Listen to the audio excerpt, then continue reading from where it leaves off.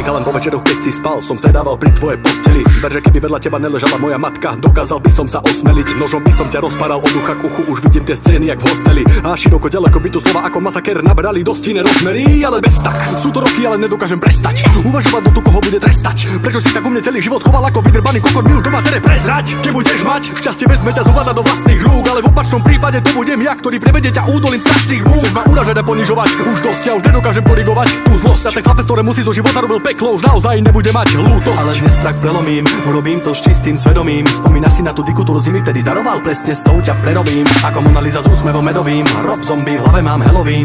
Ha, pane Bože, mama, pozeraj, tvoj syn sa dostane do novín. Možno nebudem synček zorový, prepáč, iba naplňam si svoje predstavy. Viem, že nebola si pri ňom ani ty šťastná, tak prečo sa žebráka nezbaviť? Už si to skúšala rôznymi cestami, žiť v útrapách je iba pre slabých. Prečo sa riadiť hlúpymi väzbami, už není návratu, už sa to nespraví. Leží tu vedľa mňa bez rúk a bez hlavy, obklopený rituálnymi kresbami. A zakopem ho na okraj mesta, vonku pod holými hviezdami.